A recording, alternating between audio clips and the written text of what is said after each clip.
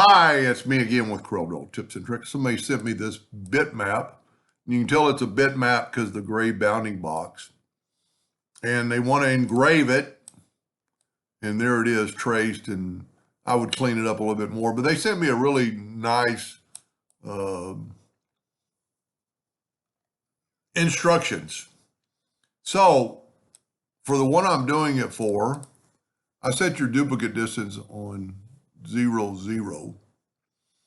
I'm going to set your nudge factor on 2 because I want to make a copy of that and move it out of the way. Now, if you look at and this might just be superstition, but the bounding box is a lot bigger than our item. So with that selected, I'm going to go to crop, and I'm going to crop out that extra stuff we don't need. It might not even make a big deal. But now you can see the bounding box is quite a bit smaller. It's like 2, and this one's, well, the item's big, but the bounding box is huge. Now, still a bitmap. I'm going to set my nudge factor on like 2.5. And then I'm going to make a copy of this one in case I mess it up. And I'm going to take this, and I'm going to go trace bitmap, outline trace, clip art. And what they're saying is it has these extra lines. I normally bump it up to more detail, but I think it's got some pretty good detail. I don't have to remove the color from the background. And that looks pretty sharp. And I'm not going to move it, but I am going to click on it, and you can see that there's no gray bounding box anymore. Well, I can move it and then move it right back. Now, I think any laser engraver would just engrave this without engraving these lines. But if we go to view and wireframe, we have all these extra lines, and it is a pain in the butt. So take it, go up to object, and ungroup all. There's two ways I remove these lines. The first way, I take the shape tool, and then I'll just hit that node and delete it. But sometimes that doesn't work because the line's longer, but it does work. The other way is just take the pick tool and be very carefully just to pick on the line. Now, you can see that I picked more than that line.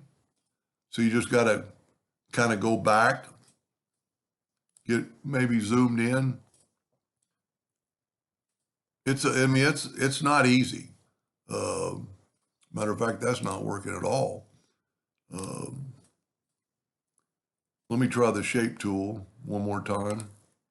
And you just want to look, see, that time it worked. And I'm just going to delete those nodes. You know what, I might even make a second video. We might be able to remove straight lines. Like there are some, lines that don't really need to be there. So we could take the shape tool and just swipe through there. That doesn't need to be there. Or you can also use the virtual segment delete key, but it's not going to stop it completely. Well, at that time it did. That worked really well. Those must have all been connected together. So that's a little bit of good information. I hit something, so I'm going to back up. Now we are looking at it on wireframe, and there's a couple of whoop-de-doos in here that we could fix, and they're broken lines, so I'd be real careful. They're still going to engrave, but I'm going to get rid of some of these extra lines. And I'm not going to go through it all, but I can see a bunch of little bitty bits and pieces and extra shadows, whoop-de-doos. We're not going to go over too much of that. With your virtual segment delete key, just make sure you don't delete anything you don't want, because it will delete them. Like there's an extra node, like there's a bunch of extra nodes right there that really probably don't really matter. Now here's kind of the tricky part. We're going to put a rectangle around this. And because if we go to view and now enhance, it looks pretty good. And maybe that's all you have to do. But if you ever have to break the curve apart to do this, and see it's in different pieces, if you had to go and ever break the curve apart to get rid of some of those lines, what we could do is look at that in a wireframe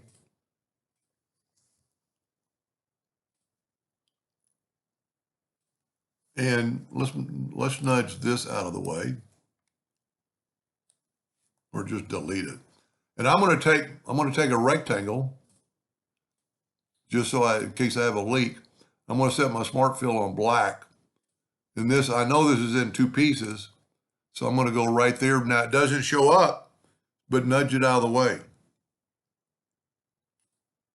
I think my nudge factor is still set on 2 inches, and it is. Now, when we go to view and enhance, there's your good copy.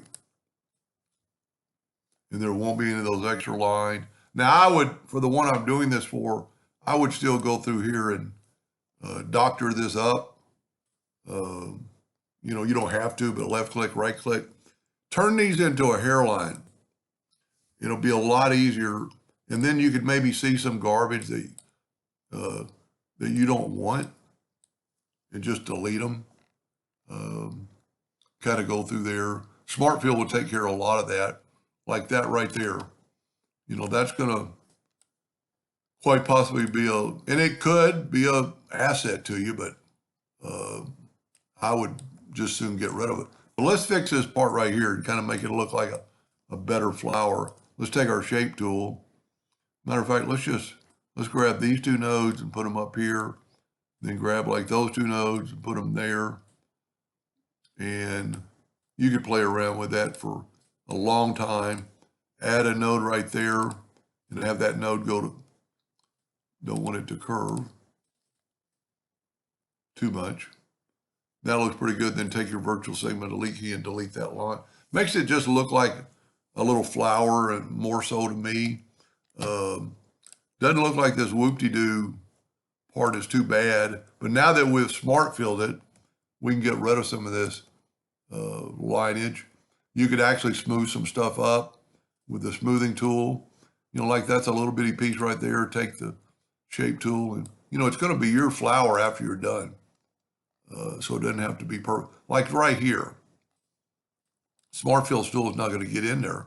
So you could do 2 things, virtual segment delete key, because the virtual segment delete will stop at an intersection. And I think we're good to go. And then I would suggest, after you've done all that work, take your smart fill tool and fill that in with black, nudge it down, and then you won't have any, well, the broken lines won't be there. We didn't work on this, so I'm going to nudge it down.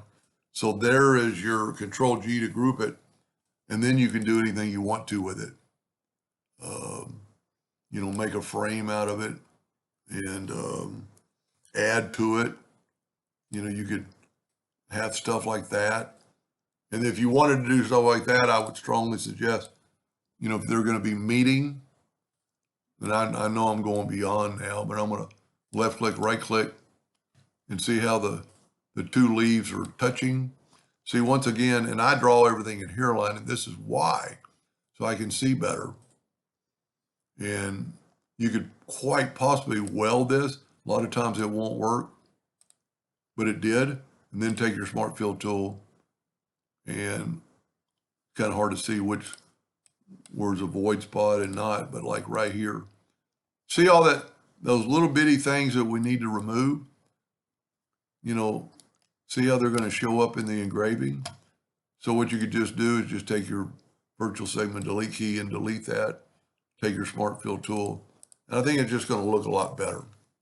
See, there's little dots right there. So keep going back and forth. You know, take the fill away, add the outline. See, if you would draw in hairline, see how much better that is? It's not as big. I need to check virtual segment delete key and just delete those lines. You know, maybe make these not as square. You know, make a little bit more Mother Nature look. And I know I'm going way beyond what they wanted. See, I went too far. Let me see on a smart fill tool. See, they got no outline, so they ought to, when you smart fill that, move that over. These aren't joined, so we have to do both. And I could have joined them all 4 pieces. But that's a total different look. Anyway, I hope that helped them a little bit. Thank you for watching.